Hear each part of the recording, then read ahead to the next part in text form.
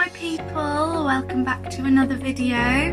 Today I'm doing a bit of a story time, I guess, with some advice about how I've been treated by doctors and the NHS and what you can do to kind of avoid being messed about by them, which is difficult, trust me. When I was first diagnosed about 2 years ago, I started with glandular fever.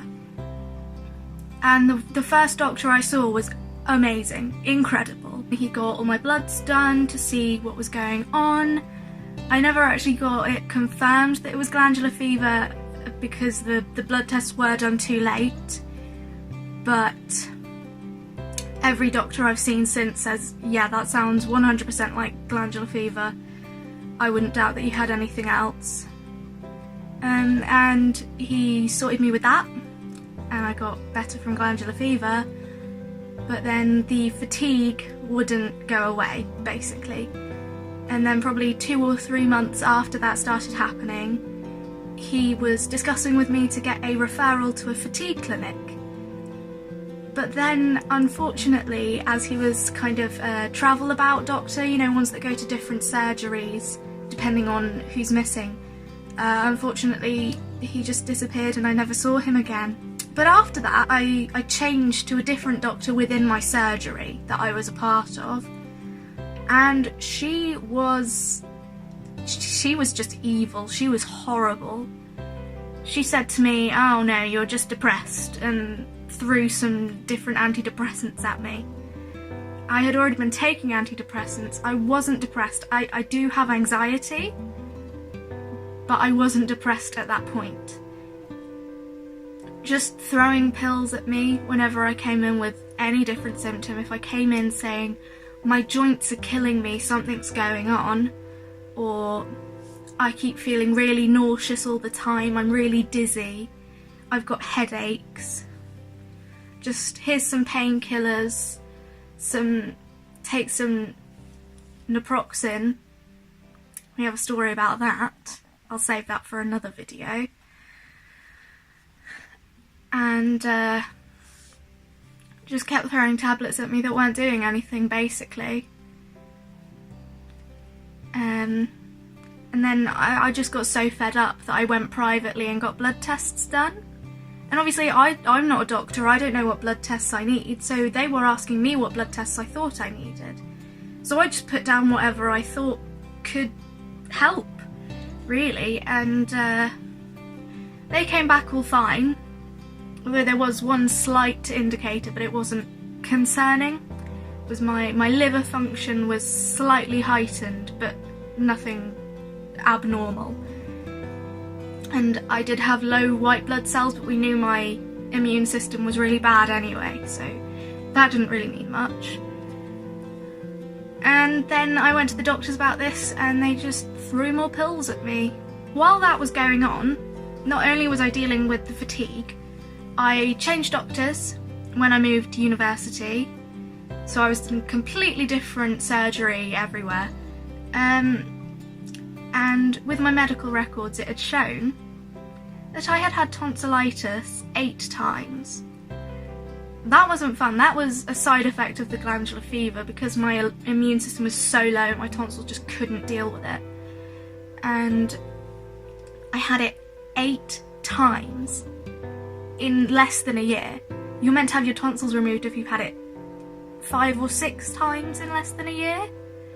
So it took me being hospitalised with my tonsillitis, having steroids to bring down the inflammation in my body, my whole body, fighting this, to get a referral to have my tonsils taken out. Eventually I did have them taken out, and that stopped me getting tonsillitis, obviously. No tonsils, no tonsillitis. Duh. And then, when I moved back home, I had to leave university for my recovery. My doctors lost the paperwork that said that I had had a surgery. I had gone into hospital and had an operation, and they lost the paperwork. That is extremely concerning to me, because what else had they lost? You know, what else have they missed and forgotten Could I have XYZ conditions that is causing this and they've just lost the blood tests? How am I to know? And they just kept messing up prescriptions and everything, so me and my family actually just gave up on this surgery altogether. We moved to a different doctor's surgery and they are really good. I got very lucky. They are really, really good. So the first doctor I saw at that surgery said to me, "This has been going on for over a year and you're still fatigued. Why hasn't anyone referred you?" So she referred me to a chronic fatigue clinic in Nuneaton, and from there I'm getting decent treatment. They don't have a huge amount of funding for this because obviously chronic fatigue is a lesser known illness, but now it's found that I have low vitamin D levels. I'm getting different blood tests done. Hopefully I'm seeing a rheumatologist for my joints. And in the last 3 months I have been with this doctor, they have done more than in the year and a half that the other surgery had done for me. So what advice do I have? First of all is, if your doctor's not listening to you, if they're just throwing pills at you, change doctors. Not necessarily surgeries, but change doctors. See if anyone else will listen to you. And if you have problems with the surgery, I know in the UK, you can have a look at NHS reviews of doctor surgeries near you. So it's this thing called NHS Choices. If I remember, I'll link it below. It shows you different patient reviews, who would recommend it, what kind of treatment they have there, if they have facilities, and if they've got different specialised doctors. It'll tell you pretty much everything you need to know to make an informed decision that you know, this is a good doctor, I want to go and see this person. And if they are still a bit resistant, remember that you know your body. If you have been feeling crap, you know, with really obvious symptoms to you that is not normal, just keep bugging them. Just keep annoying them. Just ask for a new appointment like every other week, you know, as often as you want to, just to really get in there, you know, I'm not okay. And eventually they will give in, because a lot of the doctors that are just throwing pills at you are trying to save money for the NHS, which isn't right, but it's what's happening, and you've just got to persevere. I know that's something that I struggled with, because at the start I'd just leave a doctor's room and cry because I couldn't stand up to them.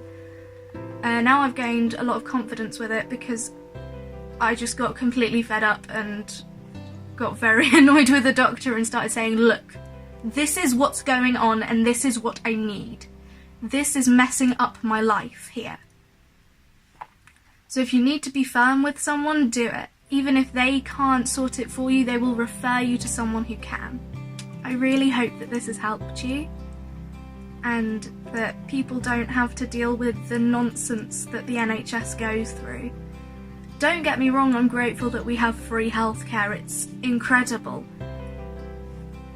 But because of all the Brexit and stupid stuff like that, they try and avoid spending money, which isn't right. You know, if I were to go private, I could not afford it, but it would get done a lot quicker, and I may have been treated 6 months into this rather than 2 years. So just do what you can, you know? I hope everyone's well, and thanks for coming along. I'll see you next time. Bye!